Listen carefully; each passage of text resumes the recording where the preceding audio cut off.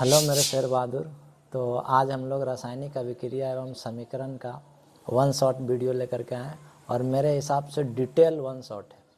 बस आप वीडियो को पूरा देख लीजिए, एक भी क्वेश्चन यहाँ से बाहर नहीं जाएगा। आपको जितना कंसेप्ट बता दिया जाएगा उस कंसेप्ट से बाहर एक भी क्वेश्चन नहीं मिलेगा आपको एग्ज़ाम के अंदर। तो वीडियो को पूरा देखिए और थंबनेल में जैसा लिखा हुआ है कि बस आप वीडियो देख लीजिए, याद नहीं करना पड़ेगा, तो बिल्कुल सही बात है। बस आप एक वीडियो को कंप्लीट ध्यान से देखिए, आपको पक्का पूरा वीडियो याद हो जाएगा, पूरा चैप्टर याद हो जाएगा आपको। ठीक है, तो आइए शुरू करते हैं वीडियो। चैप्टर का नाम जैसे है रासायनिक अभिक्रिया एवं समीकरण, तो सबसे पहले इसी को समझना पड़ेगा कि रासायनिक अभिक्रिया क्या होता है। तो आइए समझते हैं इसको। देखिए, अगर पदार्थ में रासायनिक परिवर्तन हो रहा है, अगर पदार्थ में रासायनिक परिवर्तन हुआ है, तब हम लोग कहते हैं कि वहाँ पर रासायनिक अभिक्रिया हुई।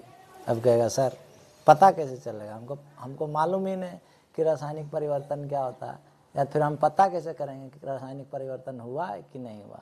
तो आइए थोड़ा समझते हैं। देखिए, पदार्थ में वैसा परिवर्तन जिससे नया गुण वाला पदार्थ बन जाए, तो उस तरह के परिवर्तन को हम लोग रासायनिक परिवर्तन कहते हैं। या फिर वैसा परिवर्तन जिससे परिवर्तन के बाद बने हुए पदार्थ से फिर पुराना वाला पदार्थ को प्राप्त नहीं किया जा सकता है, तो इस तरह के परिवर्तन को है ना रासायनिक परिवर्तन कहते हैं। अच्छा, ये दोनों बात या तो एक साथ लागू हो जाएगा या तो फिर दोनों में से एक लागू होगा, है ना। जैसे कहने का मतलब कि नया गुण वाला पदार्थ बन जाएगा, या तो ये होगा, या फिर वैसा पदार्थ बनेगा जिससे पुराना वाला पदार्थ को नहीं बना सकते हैं, या फिर ये दोनों एक साथ लागू होगा। तो आइए समझते हैं नया गुण वाला पदार्थ क्या। जैसे देखिए, हम लोग के पास है ना दूध है, बात का मतलब दूध है, ठीक ना। और दूध का परिवर्तन हुआ है ना, परिवर्तन होने के बाद बन गया दही, ठीक है। तो देखिए, तो पहला पॉइंट में क्या बोले थे कि वैसा पदार्थ बनेगा, है ना, जिसमें नया गुण होगा। तो देखिए दूध से है ना, दूध का परिवर्तन हुआ, बना दही। तो देखिए दही इसमें नया गुण आ गया, ठीक है, इसका गुण अलग है, और परिवर्तन हुआ तो इसमें एकदम से नया गुण आ गया, है ना। देखिए, ये खट्टा होता है, खट्टा नहीं होता है, देखिए, ठीक है। दूसरा पॉइंट में क्या बोले थे, दूसरा पॉइंट में बोले थे अगर रासायनिक परिवर्तन हो गया तो उससे पुराना वाला पदार्थ को नहीं बना सकते। तो देखिए, रासायनिक परिवर्तन हुआ, देखिए दही बना, क्या दही से हम लोग फिर दूध बना सकते हैं? नहीं, ठीक है। तो इस तरह के परिवर्तन को हम लोग रासायनिक परिवर्तन कहते हैं। आइए एक और एग्जाम्पल देखते हैं। जैसे मान लीजिए H2 है, ये ऑक्सीजन के साथ रिएक्शन किया और बना लिया क्या, H2O। देखिए यहाँ पर गुण कैसे, नया गुण वाला पदार्थ कैसे बना। देखिए हाइड्रोजन को देखिए, हाइड्रोजन है ना जलने वाला पदार्थ है, ज्वलनशील पदार्थ है, ठीक है। और जो ऑक्सीजन है ना, ये जलने में मदद करता है, सहायता करता है, किसी चीज़ को जलने में मदद करता है। और इसको देखिए, ये बुझाने में मदद करता है। देखिए, ये जलने वाला पदार्थ है, ये जलने में मदद करता है, और ये बुझाने वाला पदार्थ बन गया। तो देखिए, तो ये दोनों का गुण से अलग तरह के गुण वाला पदार्थ बना। तो इस तरह का ना, इस तरह का परिवर्तन हुआ तो हम लोग बोलेंगे रासायनिक परिवर्तन हुआ। और जहाँ भी रासायनिक परिवर्तन होगा वहीं पर होगा रासायनिक अभिक्रिया। जिस प्रक्रिया के द्वारा पदार्थ में रासायनिक परिवर्तन होता है ना, उस प्रक्रिया को हम लोग रासायनिक अभिक्रिया कहते हैं, ठीक है। अब आइए ना, अब कहेगा सर ठीक है, देखिए अब रासायनिक अभिक्रिया को पहचानेंगे कैसे। तो पहचानने का 4 नियम है हम लोग के पास, ठीक है। अब एक एक करके ना वो बात बता रहे हैं। पहला नियम, पदार्थ के अवस्था में परिवर्तन हो जाए, है ना, उसके रंग में परिवर्तन हो जाए, तापमान में है ना अंतर हो जाए, वृद्धि हो जाए या कमी हो जाए, या फिर गैस का उत्सर्जन हो जाए, है ना। ये चारों बात अगर कोई सा भी परिवर्तन में आपको अगर देखने को मिल रहा है तो आपको कह देना है कि यहाँ पर रासायनिक परिवर्तन हुआ है। जैसे देखिए एग्जाम्पल क्या बोले कि अगर वैसा परिवर्तन जिसमें रंग का परिवर्तन हो जाए, कलर चेंज हो जाए, तो वहाँ पर रासायनिक परिवर्तन हो सकता है। जैसे एग्जाम्पल जैसे मान लीजिए लोहे का रॉड है हम लोग पास, ठीक है, और उसको हम लोग है ना हवा के संपर्क में छोड़ दिए, पानी के संपर्क में छोड़ दिए तो जंग लग जाएगा। तो देखिए पहले कलर उसका कुछ और था और जंग लगने के बाद उसका कुछ कलर और हो गया, तो यहाँ पर हुआ क्या, रासायनिक परिवर्तन। उसके बाद देखिए है ना, जैसे तापमान में ना, तापमान में परिवर्तन, तो तापमान में भी परिवर्तन होगा तो हमको समझना पड़ेगा कि वहाँ पे रासायनिक अभिक्रिया हुआ है। जैसे देखिए मान लीजिए हम लोग के पास चूना है, मान लीजिए हम लोग के पास चूना है ना, चूना है और इस चूने को हम लोग पानी के अंदर डाल दिए, इस चूने को हम लोग पानी के अंदर डाल दिए, तो सब कोई आप लोग जानते हैं कि सर चूना को पानी में डालेंगे तो ये पानी है ना उबलने लगेगा ना, खदकने लगेगा, ठीक है। तो उबलने लगेगा तो बताइए पहले टेम्परेचर कुछ और था, अब टेम्परेचर कुछ और हो गया, तो बताइए तापमान में परिवर्तन हुआ कि नहीं। तो अगर तापमान में परिवर्तन होता है तो भी हम लोग कहेंगे कि वहाँ पर रासायनिक अभिक्रिया हुआ है।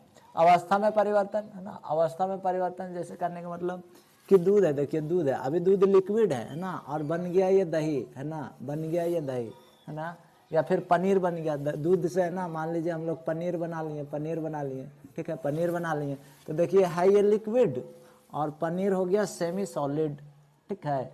तो देखिए है ना, इसका अवस्था में परिवर्तन हुआ है ना, लिक्विड से हो गया सेमी सॉलिड में, द्रव से हो गया अर्ध ठोस हो गया, ठीक है। तो अवस्था में परिवर्तन हुआ, तो ऐसा परिवर्तन भी होगा है ना, तो हम लोग बोलेंगे कि रासायनिक परिवर्तन हुआ।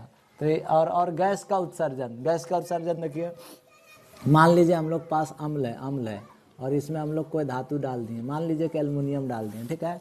तो ऐसा करने पर क्या होगा है ना, अम्ल और धातु का रिएक्शन होगा है ना, अभिक्रिया होगा और यहाँ से बुलबुला निकलने लगेगा। तो बुलबुला निकल रहा है, इसका मतलब क्या है, यहाँ से कोई गैस निकल रहा है और वो गैस निकलता है हाइड्रोजन गैस।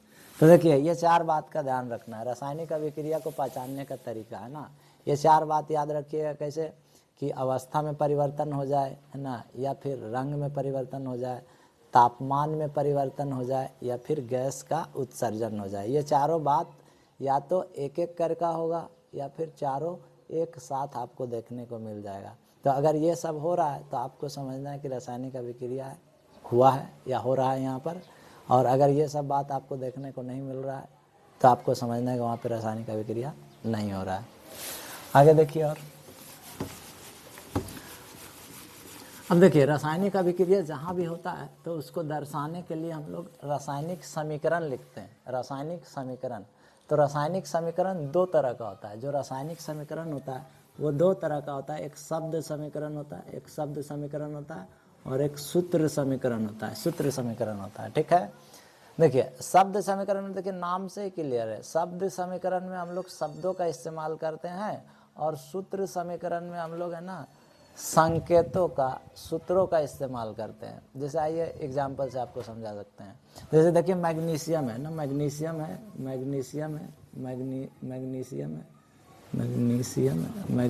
है, ये ऑक्सीजन के साथ रिएक्शन किया, ऑक्सीजन के साथ रिएक्शन किया और बना दिया मैग्नीशियम ऑक्साइड, मैग्नीशियम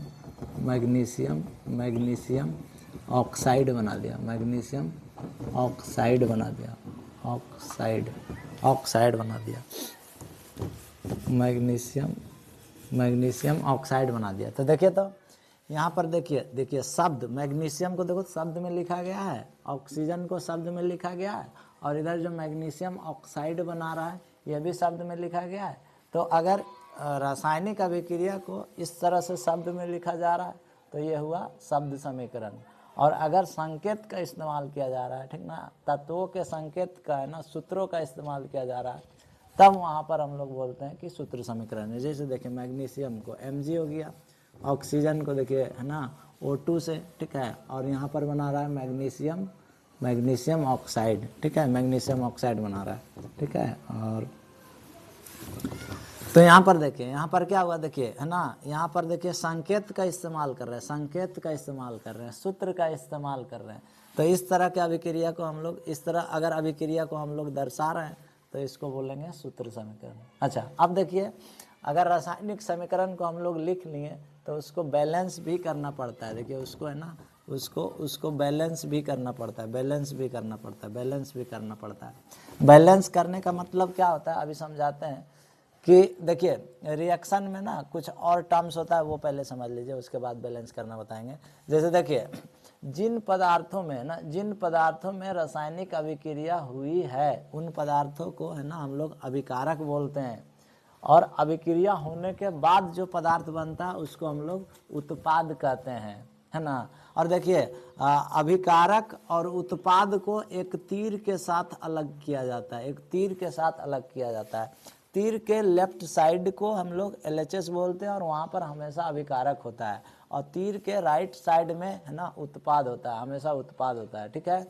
अगर मान लीजिए अभिकारक 2 या फिर इससे अधिक है तो दोनों अभिकारक को प्लस चिन्ह के साथ लिखते हैं। उत्पाद में भी यही नियम है, अगर मान लीजिए 2 से ज़्यादा उत्पाद है तो उत्पादों को हम लोग है ना प्लस प्लस है ना साइन के साथ लिखते हैं, ठीक है।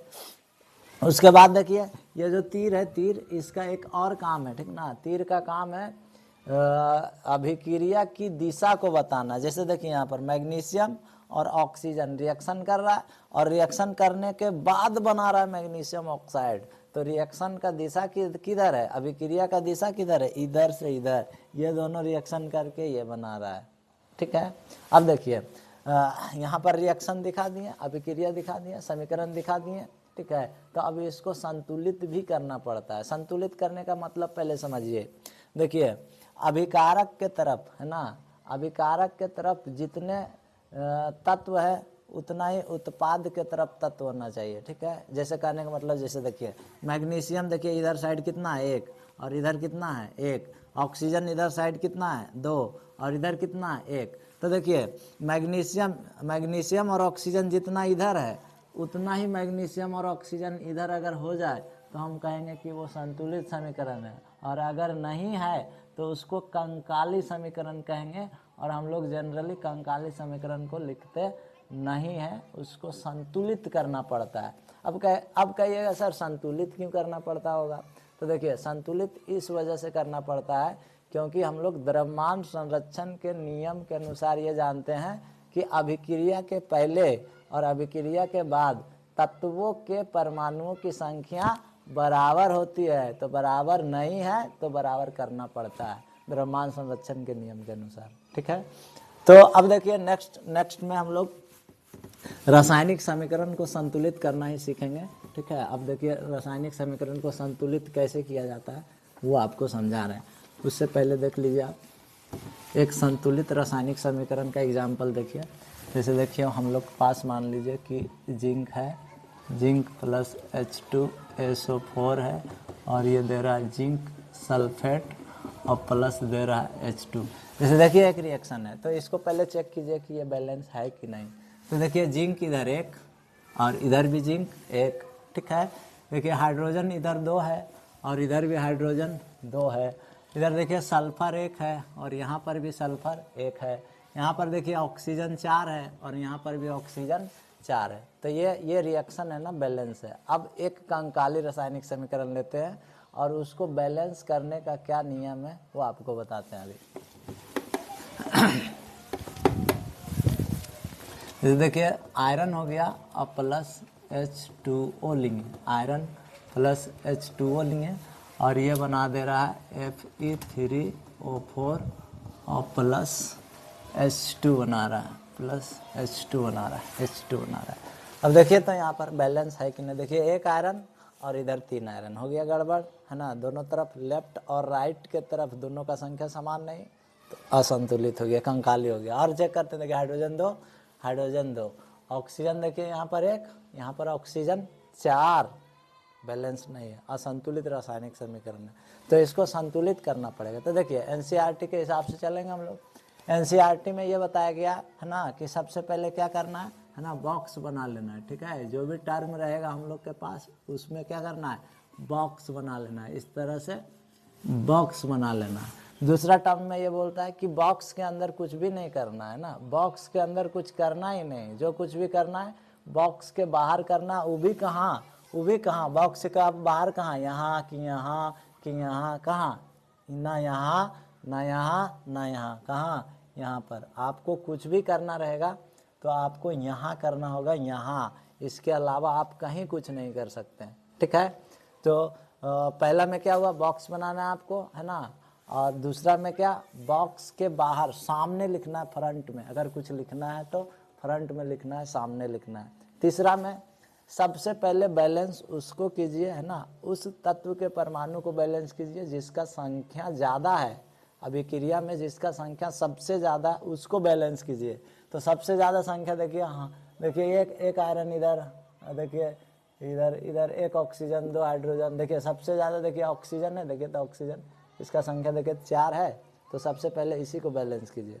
तो कैसे बैलेंस करेंगे, देखिए इधर 4 ऑक्सीजन और इधर 1 ऑक्सीजन, तो इधर भी 4 करना पड़ेगा। तो अभी बोले इसके अंदर कुछ भी नहीं लिखना, इसके बाहर लिखना है। तो देखिए, तो अगर यहाँ पर 4 लिख दें तो बैलेंस हो जाएगा। देखिए यहाँ पे 4 लिखने से बैलेंस हो जाएगा। क्योंकि सर पता ही नहीं चल रहा हमको कैसे बैलेंस हुआ नहीं हुआ। तो देखिए समझा देते हैं आपको। यहाँ पर देखिए H2O है, ठीक है, और यहाँ पर 4 लिख दिए। इसका मतलब ये हुआ कि ऑक्सीजन के आगे 4 लिखा हुआ है, ऑक्सीजन के आगे 4 लिखा हुआ है, तो यहाँ पर ऑक्सीजन 4 है, ठीक है। और हाइड्रोजन वाला में वैसे मत कर दीजिएगा। देखिए इधर देखिए H2 कितना बार है, 4 बार है। देखिए H2 के आगे 4 लिखा हुआ, इसका मतलब ये हुआ कि H2 कितना बार है, 4 बार है। तो कहने का मतलब अगर यहाँ पर आपको कोई पूछेगा कि बताओ हाइड्रोजन कितना है, तो ये दोनों मल्टीप्लाई होगा, मल्टीप्लाई 4 दूनी 8, H2 4 बार है ना, तो 4 दूनी 8 हाइड्रोजन हो जाएगा, यहाँ से 8 हाइड्रोजन हो जाएगा। अगर बात का मतलब यहाँ पर हाफ रहता, बात का मतलब हाफ रहता, तो ये दोनों गुना होता है ना, 1/2 गुना 2 कट जाता, उस टाइप उस कंडीशन में हाइड्रोजन का संख्या 1 आता, ठीक है। तो यहाँ से देखिए इधर ऑक्सीजन 4 है, यहाँ पर भी आगे 4 लिखनी है, तो ऑक्सीजन 4 हो गया।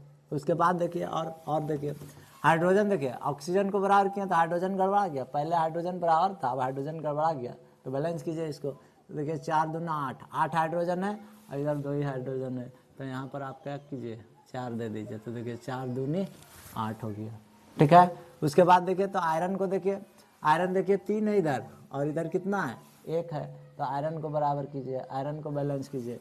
तो आयरन कैसे बैलेंस होगा, उधर 3 है इधर 1 है, तो 3 से गुना कर दिए, देखिए 3 से गुना कर दिए आयरन को, तो आयरन हो गया बैलेंस। अब देखिए सब कुछ इसमें बैलेंस हो गया होगा।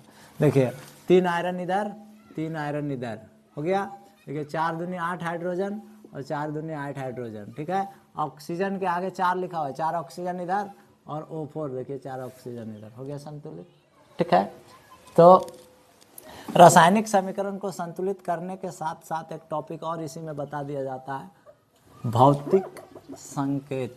भौतिक संकेत, भौतिक अवस्था, है ना, भौतिक अवस्था, भौतिक अवस्था,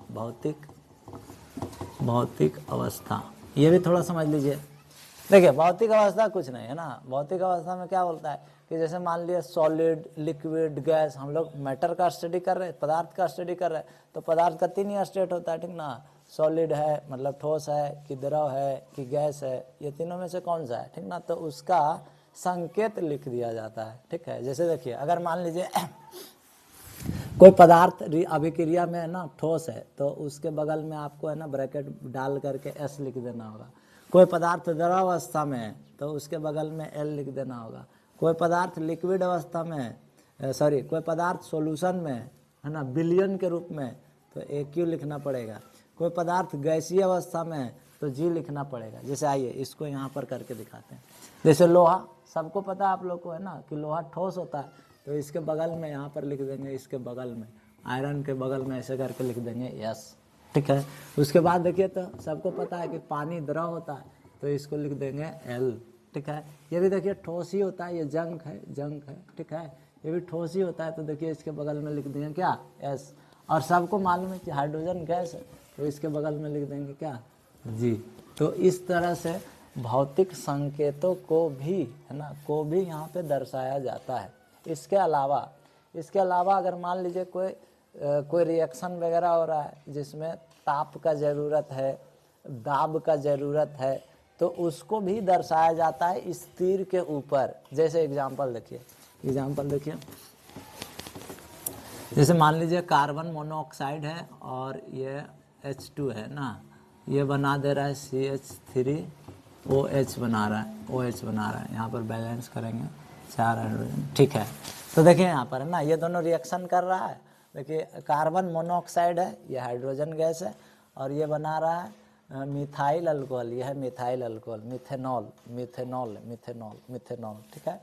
तो देखिए ये ऐसे नहीं बनता है ना, इसमें प्रेशर दिया जाता है 340 एटीएम, 340 एटीएम।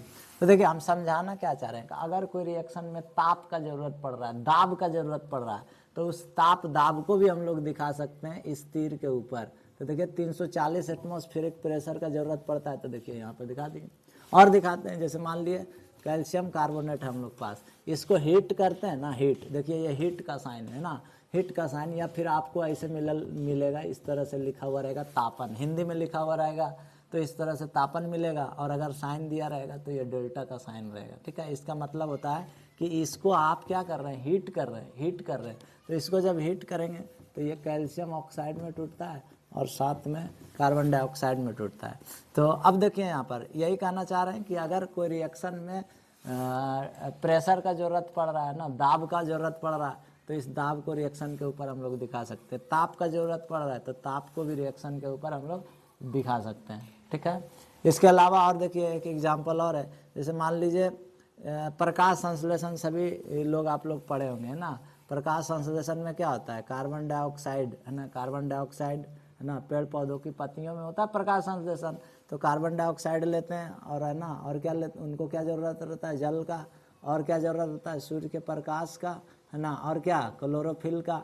तो ये सब कंडीशन है ना, ये सब कंडीशन मिलने के बाद वो बना देते हैं ग्लूकोज, ग्लूकोज बना देते हैं। तो देखिए ज़रूरत क्या पड़ा, सूर्य के प्रकाश का, ज़रूरत क्या पड़ा, क्लोरोफिल का, ठीक ना। तो देखिए इन सब बातों को भी हम लोग तीर के ऊपर है ना क्या करते हैं, दर्शाते हैं, ठीक है। क्लियर है यहाँ तक, ठीक, आगे बढ़ते हैं।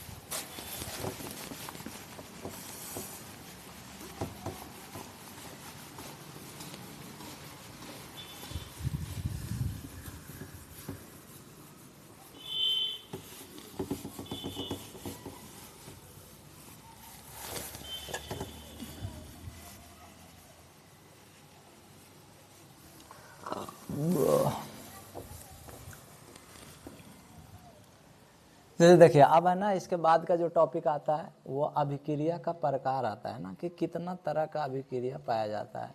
तो जितना भी तरह का पाया जाता है हम आपको सिंगल सिंगल एक एक करके समझाते चलते हैं। पहला टाइप का रिएक्शन है संयोजन अभिक्रिया, ठीक है। पहला टाइप का जो रिएक्शन है संयोजन अभिक्रिया, इसमें हम लोग ये बोलते हैं कि दो या दो से अधिक अभिकारक मिलकर यदि एकल उत्पाद का निर्माण कर रहे हैं तो इस प्रकार के अभिक्रिया को हम लोग संयोजन अभिक्रिया कहते हैं। वापस रिपीट कर रहे हैं, यदि दो या दो से अधिक अभिकारक मिलकर एक सिंगल उत्पाद का निर्माण कर रहे हैं तब हम लोग उसको बोलते हैं संयोजन अभिक्रिया, ठीक है। आइए एग्जांपल से समझाते हैं। जैसे मान लीजिए हम लोग पास है ना, मान लीजिए H2 है और O2 है, रिएक्शन किया, क्या बनाया, H2O बनाया।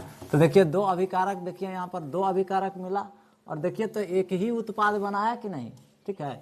तो दो या इससे अधिक भी हो सकता है अभिकारक, ठीक है। तो दो या इससे अधिक अभिकारक जब एकल उत्पाद का निर्माण करते हैं, एक सिंगल प्रोडक्ट का निर्माण करते हैं, तो इस तरह के अभिक्रिया को हम लोग बोलते हैं संयोजन अभिक्रिया। और एग्जाम्पल देखिए, जैसे मान लीजिए कैल्शियम ऑक्साइड, ये बिना बुझा हुआ चूना है, ठीक है। इसको जब वाटर के साथ रिएक्शन करवाते हैं, पानी के साथ रिएक्शन करवाते हैं, तो ये देता है कैल्शियम हाइड्रोक्साइड, कैल्शियम हाइड्रोक्साइड। तो देखिए तो दो अभिकारक, देखिए दो अभिकारक मिल करके एक सिंगल उत्पाद का निर्माण किया कि नहीं, ठीक है। तो जब दो या दो से अधिक अभिकारक मिलकर एकल उत्पाद का निर्माण करें तो इस तरह के अभिक्रिया को हम लोग संयोजन अभिक्रिया कहते हैं, ठीक है। आगे चलते हैं। उसके बाद देखिए वियोजन अभिक्रिया है ना, संयोजन के बाद वियोजन अभिक्रिया, संयोजन के बाद ये आ जाएगा वियोजन अभिक्रिया, वियोजन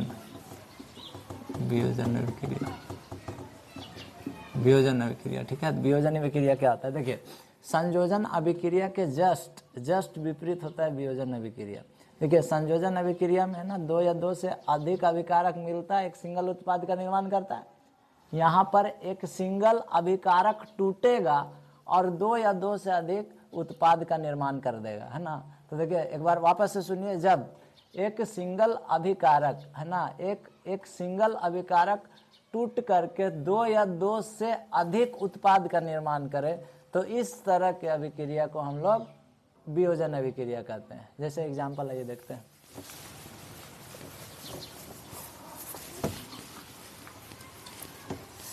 जैसे देखिए हमारे पास है आयरन सल्फेट FeSO4, इसको हम लोग ऊष्मा दे रहे हैं तो बना रहा है Fe2O3 और साथ में SO2 बना दिया और क्या बना दिया SO3 बना दिया। देखिए तो यहाँ पर है ना क्या हुआ कि बैलेंस नहीं है ना, बैलेंस कर लेंगे हम लोग।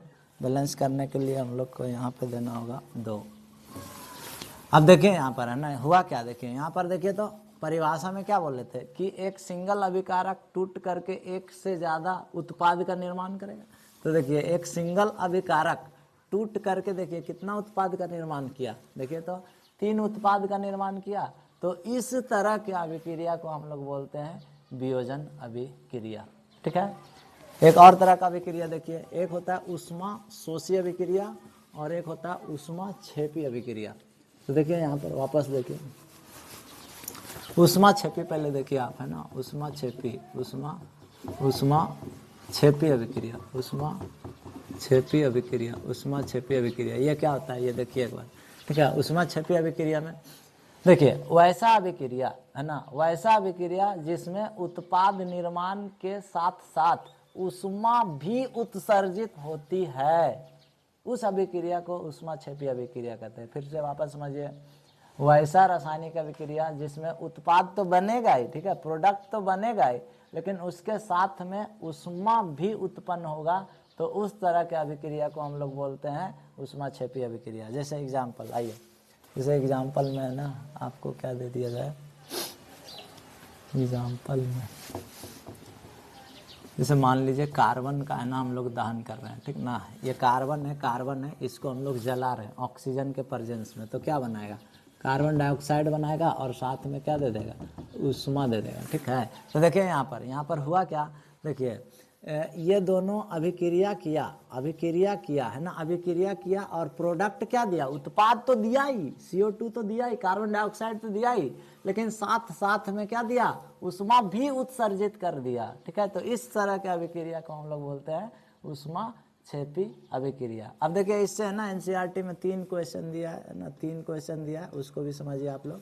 ठीक है, जैसे इसका एग्जाम्पल दिया है ना, इसका एग्जाम्पल दिया है, तो पहला में बोले कि बताइए प्राकृतिक गैस का दहन कैसा अभिक्रिया है। तो देखिए हम सिंपल आपको बता रहे हैं, दहन वर्ड जैसे ही आ जाएगा ना, दहन मतलब होता है किसी चीज को जलाना, कोई चीज जल रहा है तब वहां पर हो रहा है दहन, तो क्या कोई चीज जलेगा तो वहां पे ऊष्मा नहीं निकलेगा। ठीक है, और ऊष्मा जैसे निकल गया तो ऊष्मा क्षेपी अभिक्रिया है ना। तो आपसे पूछा जाएगा कि प्राकृतिक गैस का दहन किस प्रकार का अभिक्रिया, तो ऊष्मा क्षेपी अभिक्रिया है। दूसरा में बोलेगा कि श्वसन है ना, श्वसन किस प्रकार का अभिक्रिया है। तो देखिए श्वसन में आप लोग क्या समझते हैं, सांस लेना सांस छोड़ना, नहीं, देखिए वहाँ पे क्या होता है, श्वसन प्रक्रिया में क्या होता है, जो हम लोग सांस लेते हैं उसमें होता है ऑक्सीजन को एब्जॉर्ब कर लिया जाता है ब्लड के द्वारा, है ना, और उसको पहुंचाया जाता है कोशिका के माइटोकॉन्ड्रिया के पास, और वहाँ पर जा कर के ना ऑक्सीजन ग्लूकोज के साथ कंबाइन करता है और हम लोग को देता है ATP के रूप में ऊर्जा देता है, ATP के रूप में ऊर्जा देता है। ठीक है, तो देखिए यहाँ पे अभिक्रिया तो हो रहा है, ग्लूकोज के साथ ऑक्सीजन का अभिक्रिया तो हो रहा है, प्रोडक्ट तो बना ही रहा है, कार्बन डाइऑक्साइड और जल तो बना ही रहा है, और साथ में क्या दे रहा है, ऊर्जा दे रहा है, एनर्जी दे रहा है ना। तो श्वसन किस प्रकार का अभिक्रिया हुआ, तो ऊष्मा क्षेपी अभिक्रिया हुआ। तीसरा में पूछता है कि बताइए साग सब्जियों का कंपोस्ट होना किस प्रकार का अभिक्रिया है। तो कंपोस्ट मतलब होता है सड़ना गलना, कोई भी चीज़ सड़ गल रहा है तो वो अपने आप से एनर्जी रिलीज करता है ना, किसी भी चीज़ का सड़ना गलना है ना, वो हमेशा एनर्जी रिलीज करता है, तो वो भी होगा ऊष्मा क्षेपी अभिक्रिया। ठीक है यहाँ पर, ठीक है। और अब ऊष्मा शोषी समझिए, ऊष्मा शोषी क्या होता है।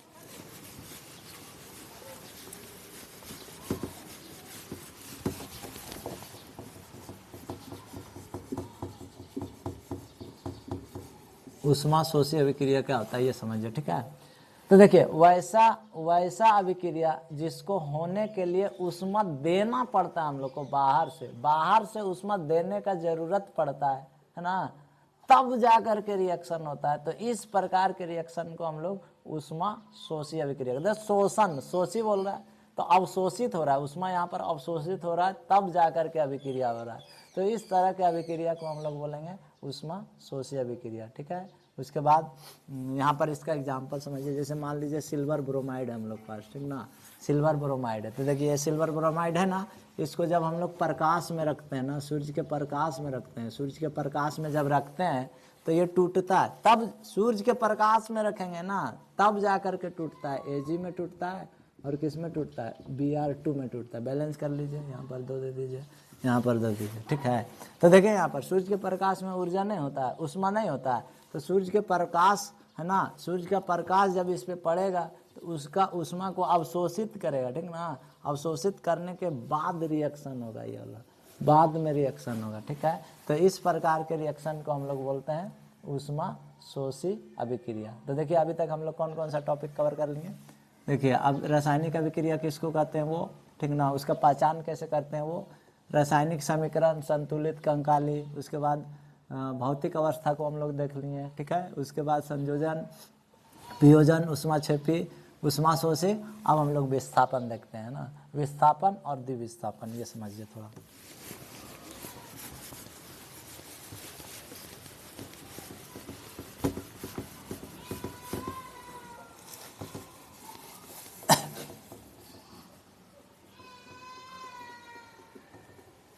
विस्थापन अभिक्रिया,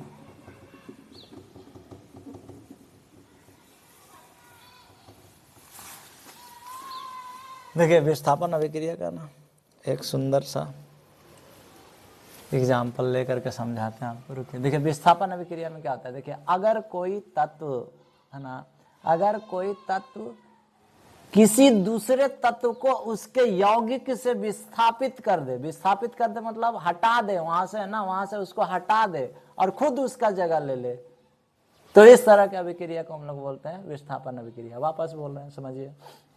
अगर कोई तत्व किसी दूसरे तत्व को उसके यौगिक से विस्थापित कर दे, उसको वहां से हटा दे और खुद उसका जगह ले ले, तो इस तरह के अभिक्रिया को हम लोग बोलते हैं विस्थापन अभिक्रिया। आइए यहाँ पर समझते हैं। जैसे देखिए हमारे पास आयरन है और प्लस कॉपर सल्फेट है ना, ये जब रिएक्शन करता है तो आयरन सल्फेट बनाता है और प्लस कॉपर। देखिए यहाँ पे क्या हो रहा है, देखिए हम बोले थे अगर कोई तत्व किसी दूसरे तत्व को उसके यौगिक से, तो देखिए तो यहाँ पर देखिए ये कॉपर सल्फेट यौगिक है, ठीक ना। अब देखिए रिएक्शन हो रहा है तो हुआ क्या, देखिए ये कॉपर यहाँ पे आया, यहाँ से कॉपर को क्या कर दिया, हटा दिया और यहाँ इसके जगह पर देखिए खुद जा करके बैठ गया और कॉपर बेचारा अलग देखिए फेंका गया। ठीक है, तो देखिए आयरन आया, कॉपर को यहाँ से हटा दिया, हटा करके देखिए साइड कर दिया और खुद कॉपर का जगह ले लिया। तो इस प्रकार के अभिक्रिया को हम लोग विस्थापन अभिक्रिया कहते हैं। एक और एग्जांपल देखिए, जैसे जिंक है और प्लस कॉपर सल्फेट है, ठीक ना, रिएक्शन करता है तो ये जिंक सल्फेट बनाता है और साथ में क्या बनाता है, कॉपर। देखिए क्या हुआ, देखिए जिंक आया, इस कॉपर को यहाँ से इस यौगिक से कॉपर को विस्थापित कर दिया और खुद देखिए कॉपर के जगह पर देखिए खुद अपना स्थान जमा लिया। ठीक है, तो देखिए विस्थापन अभिक्रिया में है ना, विस्थापन अभिक्रिया में एक तत्व दूसरे तत्व को उसके यौगिक से विस्थापित कर देता है। जैसे देखिए इस यौगिक में कॉपर है, इस यौगिक में कॉपर है, यौगिक पता होगा क्लास 9 के अंदर आप पढ़े होंगे ना। तो देखिए तो इस यौगिक में से इस कॉपर को विस्थापित कर रहा है और खुद उसका स्थान ले रहा है। ठीक है, यहाँ दिखेगा आपको, देखिए यहाँ पर कॉपर को हटा दिया, खुद यहाँ पर आ गया। पहले था कॉपर सल्फेट, कॉपर को हटा दिया, अब बन गया जिंक सल्फेट, खुद आ गया वहाँ पर। ठीक ना, तो इस तरह की अभिक्रिया को विस्थापन अभिक्रिया कहते हैं। उसके बाद द्विविस्थापन अभिक्रिया आता है। ठीक है, तो द्विविस्थापन अभिक्रिया भी देखिए,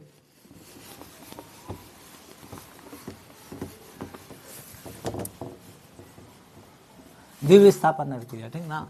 तो इसमें देखिए है ना, बहुत प्यारा सा है ना, प्यारा सा डिफिनेशन है इसका, तो समझाते हैं, है ना। अगर यौगिकों के आयनों के आदान प्रदान, है ना, आयनों के आदान प्रदान से हुआ अभिक्रिया को हम लोग द्विविस्थापन अभिक्रिया कहते हैं। ठीक है, वैसा रासायनिक अभिक्रिया जिसमें दो यौगिकों के बीच में आयनों का आदान प्रदान हुआ हो, आदान प्रदान मतलब एक्सचेंज, है ना, इसका आयन उसमें चला गया, उसका आयन इसमें चला गया, ठीक है। तो आदान प्रदान मतलब एक्सचेंज है ना, अदला बदली समझिए, ठीक है। हम उसको कुछ दे दिए, वो हमको कुछ दे दिया, तो यहाँ पर आयन का आदान प्रदान होगा, इसका आयन वहाँ चला जाएगा, उसका आयन यहाँ आ जाएगा। तो इस तरह के अभिक्रिया को हम लोग बोलते हैं द्विविस्थापन अभिक्रिया, ठीक है। नहीं समझ में आया कोई बात नहीं, एग्जाम्पल से अभी समझाते हैं, ठीक है। बस आपको याद रखना है आयनों का आदान प्रदान से हुआ अभिक्रिया को द्विविस्थापन अभिक्रिया कहते हैं। तो समझिए यहाँ पर है ना, एग्जाम्पल है जैसे सोडियम सल्फेट है NaSO4 Na2 SO4 plus BaCl2 BaCl2, ये रिएक्शन करके दे रहा है BaSO4 प्लस NaCl, ठीक है। अब देखिए यहाँ पर समझाते हैं, देखिए क्या हुआ है ना, देखिए तो यहाँ पे क्या हुआ, देखिए आयन का आदान प्रदान हुआ कि नहीं, देखिए इसको देखिए और इसको देखिए, यहाँ देखिए और यहाँ देखिए, हुआ क्या, देखिए तो यहाँ पर BaSO4 बन रहा है, तो देखिए ये वाला, देखिए इस यौगिक का ये वाला भाग देखिए इसके साथ आ गया, और इस यौगिक का ये वाला भाग देखिए इसके साथ आ गया, देखिए आ गया कि नहीं, देखिए तो देखिए ये इसके साथ आया तो BaSO4 बना दिया, और ये इसके साथ आया तो NaCl बना दिया, ठीक है। अब कहेगा सर आयन का आदान प्रदान हुआ कहाँ, तो बता रहे हैं, देखिए कैसे हुआ आयन का आदान प्रदान। देखिए ये सोडियम है, देखिए सोडियम सल्फेट ये है सॉल्ट, ठीक ना, और सॉल्ट टूटता है तो प्लस में और माइनस में टूटता है, तो देखिए सोडियम है तो ये टूटेगा तो Na प्लस में टूटेगा, ठीक ना, तो 2 सोडियम है तो 2 Na प्लस में टूटेगा। फिर सल्फेट है तो किस में टूटेगा, SO4 2 माइनस में टूटेगा। उसके बाद देखिए BaCl2, यहाँ पे देखिए BaCl2 है तो BaCl2 देखिए Ba प्लस और Cl माइनस में टूटेगा। तो अब समझिए, देखिए यहाँ पर देखिए आयन का आदान प्रदान हुआ कि नहीं, वापस से समझिए, देखिए ये टूटा किस में, Na प्लस में और Cl minus, sorry Na plus में और SO4 2 माइनस में, तो देखिए ये प्लस और ये माइनस, तो आयन हुआ।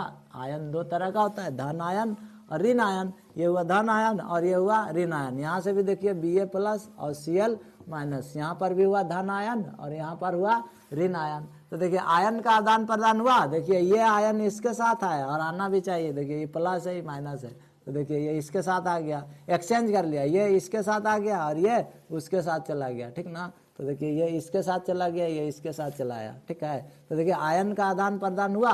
तो इस तरह के अभिक्रिया को ना, वैसा अभिक्रिया जिसमें आयनों का आदान प्रदान हो, ठीक है ना, यौगिकों के बीच आयनों का आदान प्रदान हो, तो उस तरह के अभिक्रिया को हम लोग द्विविस्थापन अभिक्रिया कहते हैं, ठीक है। अगला टॉपिक आइए देखते हैं, अपचयन और उपचयन अभिक्रिया, बहुत इंपॉर्टेंट है ये।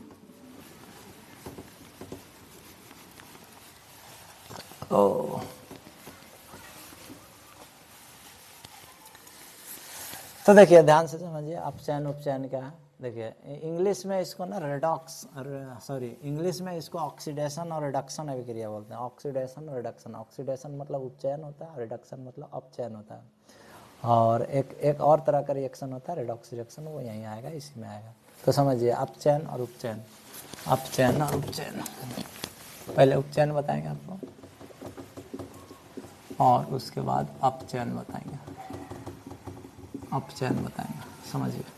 देखिए 10वां क्लास के अंदर हम लोग जो पढ़ते हैं ना अपचयन उपचयन अभिक्रिया, ये हम लोग हाइड्रोजन और ऑक्सीजन के आधार पर पढ़ते हैं, ठीक है। हाइड्रोजन और ऑक्सीजन के आधार पर हम लोग ये देखते हैं कि कौन सा अभिक्रिया उपचयन है और कौन सा अभिक्रिया अपचयन है। तो समझिए, ध्यान से सुनिए, बस बहुत आसान है। देखिए ऑक्सीजन का जुड़ना और हाइड्रोजन का हटना, ये कहलाता है उपचयन अभिक्रिया। वापस अगर किसी स्पेसी में ऑक्सीजन जुड़ रहा है या फिर हाइड्रोजन हट रहा है, तो इस प्रकार की अभिक्रिया को हम लोग उपचयन अभिक्रिया करेंगे। और इसका जस्ट अपोजिट अपचयन हो जाएगा। तो अपचयन में क्या बोलेंगे, अगर किसी स्पेसी में हाइड्रोजन जुड़ रहा है और ऑक्सीजन हट रहा है, तो इस प्रकार के अभिक्रिया को हम लोग बोलेंगे अपचयन अभिक्रिया। तो आइए समझते हैं इसको एग्जाम्पल से। जैसे हम लोग पास कॉपर ऑक्साइड है ना, कॉपर ऑक्साइड है प्लस H2। इससे पहले एक एग्जाम्पल और समझिए आप। जैसे देखिए मान लीजिए हम लोग पास मैग्नीशियम है और प्लस ऑक्सीजन, तो बताए थे कि ये क्या बना रहा है, मैग्नीशियम ऑक्साइड बना रहा है। तो देखिए यहाँ पर है ना, कौन सा अभिक्रिया उपचयन है कि अपचयन है। तो देखिए यहाँ पर मैग्नीशियम देखिए अभी अकेला है, इसके साथ ऑक्सीजन नहीं है। देखिए देखिए मैग्नीशियम अभी अकेला इसके साथ ऑक्सीजन नहीं है, लेकिन जब अभिक्रिया हो गया है तो देखिए इस मैग्नीशियम में ऑक्सीजन आकर के जुट गया है। तो देखिए यहाँ से यहाँ आने में मैग्नीशियम के साथ ऑक्सीजन जुड़ गया है, ऑक्सीजन जुड़ गया है। और ऑक्सीजन का जुड़ना क्या कहलाता है? उपचयन। देखिए यहाँ से यहाँ है तो ऑक्सीजन जुड़ा है मैग्नीशियम में। देखिए मैग्नीशियम में अभी ऑक्सीजन नहीं है, यहाँ से यहाँ आए तब मैग्नीशियम में ऑक्सीजन जुटा है। तो यहाँ से यहाँ आने में है ना ऑक्सीजन जुटा है। किस में जुटा है? मैग्नीशियम में जुटा है ना। तो ऑक्सीजन का जुटना क्या कहलाता है? उपचयन अभिक्रिया। तो ये हो गया कौन सा अभिक्रिया? उपचयन अभिक्रिया हो गया। ठीक है। एक रेडॉक्स अभिक्रिया होता है, यहीं पर देखिए रेडॉक्स अभिक्रिया में है ना, देखिए नाम से, देखिए नाम से समझिए। देखिए red plus ox, redox, red plus ox, redox, red plus ox, redox. देखिए रेड मतलब, देखिए रेड वर्ड आया है रिडक्शन से, रिडक्शन मतलब होता है अपचयन, और ऑक्स आया है ऑक्सीडेशन से, ऑक्सीडेशन मतलब होता है उपचयन। तो देखिए दो वर्ड से मिलकर के बना हुआ है, दो वर्ड से मिलकर के बना हुआ है ना, एक रेड और प्लस ऑक्स, तो रेडॉक्स, रेडॉक्स हो गया यहाँ पर, है ना। ठीक है। तो रेडॉक्स अभिक्रिया समझ गए होंगे। अब क्या करने वाले हैं हम? तो देखिए वैसा अभिक्रिया जिसमें ऑक्सीडेशन भी हो और साथे साथ है ना रिडक्शन भी हो, है ना। जब ऑक्सीडेशन हो रहा है उसी टाइम रिडक्शन भी होगा, सेम अभिक्रिया में ऑक्सीडेशन भी होगा और वही अभिक्रिया में रिडक्शन भी होगा। तो इस तरह के अभिक्रिया को हम लोग बोलते हैं रेडॉक्स, रेडॉक्स अभिक्रिया बोलते हैं। ठीक है। आइए एग्जांपल से समझते हैं।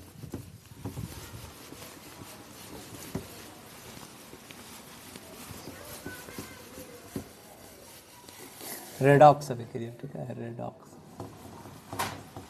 रेडॉक्स, रेडॉक्स अभिक्रिया। ठीक ना। एग्जांपल लेते हैं पहले। कॉपर ऑक्साइड हो गया, कॉपर ऑक्साइड प्लस H2, ये क्या बना रहा है? Copper, copper plus H2। तो देखिए यहाँ पर है ना ये वाला अभिक्रिया जो है ये रेडॉक्स अभिक्रिया के एग्जाम्पल है। और कैसे हम समझाते हैं आपको। देखिए अभी देखिए इस कॉपर में ऑक्सीजन जुड़ा हुआ है, मतलब इस कॉपर के साथ ऑक्सीजन है और हाइड्रोजन के पास ऑक्सीजन नहीं है। देखिए इस कॉपर के साथ ऑक्सीजन अभी है और हाइड्रोजन के साथ ऑक्सीजन नहीं है। लेकिन देखिए जब कॉपर ऑक्साइड बेचारा यहाँ से यहाँ आया तो ऑक्सीजन इसका साथ छोड़ के चला गया, ऑक्सीजन छोड़ के चला गया, ऑक्सीजन हटा यहाँ से, ऑक्सीजन हट गया यहाँ से। और ऑक्सीजन का हटना क्या कहलाता है? ऑक्सीजन का हटना कहलाता है अपचयन, अपचयन। ठीक है। अब आ जाइए यहाँ, देखिए हाइड्रोजन के पास ऑक्सीजन अभी नहीं है फिलहाल, ऑक्सीजन अभी फिलहाल नहीं है। लेकिन यहाँ से यहाँ आने में देखिए क्या हुआ, यहाँ से यहाँ आने में देखिए तो ऑक्सीजन जुट गया इसके साथ। देखिए देखिए यहाँ से वहाँ गए तो हाइड्रोजन के साथ ऑक्सीजन जुटा और ऑक्सीजन का जुटना क्या कहलाता है? क्या कहलाता है? उपचयन कहलाता है। तो देखिए यहाँ देखिए सेम रिएक्शन में एक बार हो रहा है उपचयन और वही रिएक्शन में एक बार हो रहा है अपचयन, है ना। तो वैसा रिएक्शन जिसमें उपचयन भी हो अपचयन भी हो उसको हम लोग बोलते हैं रेडॉक्स रिएक्शन, रेडॉक्स रिएक्शन। तो देखिए ये रेडॉक्स रिएक्शन का क्या था? एक सुंदर सा एग्जाम्पल था। ठीक है। इसके बाद देखिए अपचयन, उपचयन, विस्थापन, द्विविस्थापन हो गया। उसके बाद संचारण और विकृत गंधिता एक बार देख लेते हैं।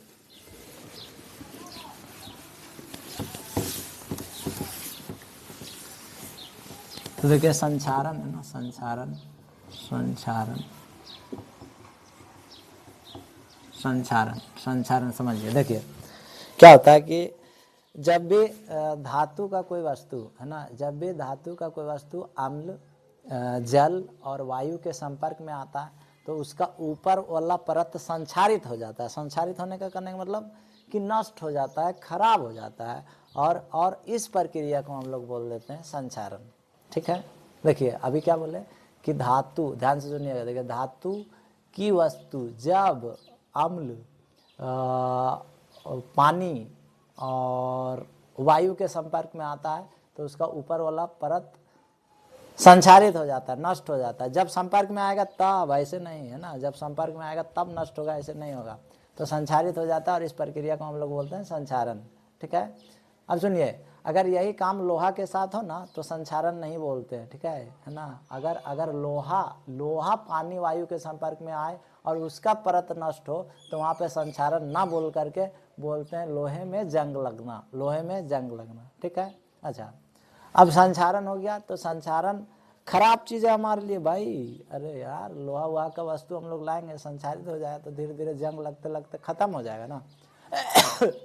तो अब यहाँ पर आता है कि संचारण से बचने का क्या उपाय हो सकता है।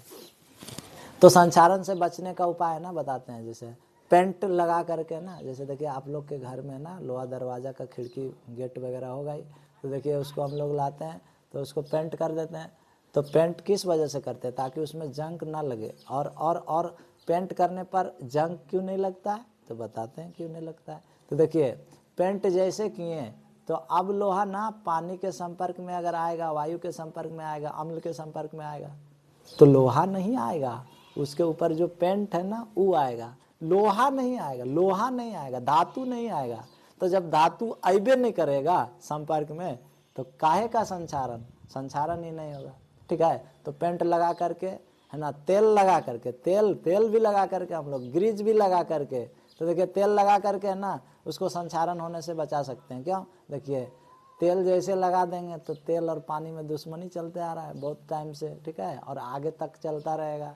तो जैसे ही तेल लगा देंगे तो पानी को अपने सतह पर आने ही नहीं देगा धातु, मतलब उसके संपर्क में आएगा ही नहीं, और आएगा ही नहीं तो काय का संचारण नहीं होगा, संचारण। ठीक है। एक और होता है यसद लेपन, ये समझिए, यसद लेपन। इसमें क्या करते हैं? देखिए जो कम अभिक्रियाशील धातु होता है ना उसका परत चढ़ा देते हैं जो ज़्यादा अभिक्रियाशील धातु होता है। जैसे देखिए ताला सभी के घर में होगा, चाबी सभी के घर में होगा, तो ताला देखिए चमचमाते रहता है कि नहीं, वो बना रहता है लोहा से, ठीक ना, लेकिन उसके ऊपर जिंक का परत चढ़ा दिया जाता है। और जिंक का परत जो है वो कम अभिक्रिया करता है ना, पानी से है ना, ऑक्सीजन से, ये सब से कम अभिक्रिया करता है। ठीक है।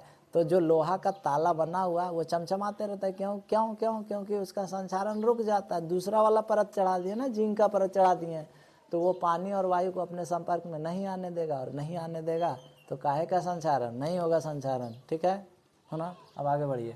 विकृत गंधिता, विकृत गंधिता क्या होता है? विकृत गंधिता, विकृत गंधिता, विकृत गंधिता। अब विकृत गंधिता क्या होता है? तो देखिए वसा अथवा तैलीय पदार्थ को, ठीक ना, वैसा पदार्थ जिसमें वसा हो, तेल वेल वाला हो, ठीक है, उसको वायु के संपर्क में हम लोग छोड़ देते हैं तो उसका गंध जो होता है वो विकृत हो जाता है। विकृत होने का करने का मतलब खराब हो जाता है। तो इस प्रोसेस को, इस प्रक्रिया को हम लोग बोलते हैं विकृत गंधिता। ठीक है। अच्छा, ऐसा होता क्यों है? तो ऐसा इस वजह से होता है कि जैसे मान लीजिए कोई वस्तु को हम लोग है ना खुला छोड़ दिए तो उसके आसपास वायु होगा, मतलब ऑक्सीजन होगा, तो ऑक्सीजन उससे अभिक्रिया करके उपचयित कर देता है उस पदार्थ को, और वो पदार्थ जैसे उपचयित होता है तो उसका गंध हो जाता है विकृत, है ना। अगर आपको विकृत गंधिता से बचना है तो हम लोग प्रति ऑक्सीकारक, है ना, प्रति ऑक्सीकारक पदार्थों का इस्तेमाल करते हैं। मतलब वैसा पदार्थ का इस्तेमाल करते हैं जो उपचयन होने से बचाता है। जैसे एग्जाम्पल मान लीजिए अचार तो सभी देखे होंगे आप अपना घर में, ठीक है। देखिए 2 साल तक, है ना, 2 साल तक हम लोग सुरक्षित रख लेते हैं। लेकिन ऐसे देखिए आम से बनता है अचार, आम को ऐसे काट करके रख दीजिए, देखिए 8-10 दिन में ख़राब हो जाएगा। लेकिन अगर अचार बना करके रखिए तब ख़राब नहीं होता है। तो देखिए वहाँ पर क्या है, वहाँ पर प्रति ऑक्सीकारक का काम है ना। जैसे देखिए अचार बना रहे हैं तो देखिए उसको ऑयल में डुबा करके रखते हैं, नमक डाल करके रखते हैं, तो देखिए ऑयल का बात जैसे आ गया तो वो उपचयन होने देगा? नहीं होने देगा। और जैसे उपचयन रुक जाएगा, उपचयन नहीं होगा, तो उपचयन नहीं होगा तो काहे का खराब होगा? खाने वाला पदार्थ नहीं होगा खराब। ठीक है ना। तो ये चैप्टर यहाँ पर हो जाता है समाप्त। और कोशिश की है बहुत आसान शब्दों में समझाने का, ठीक है।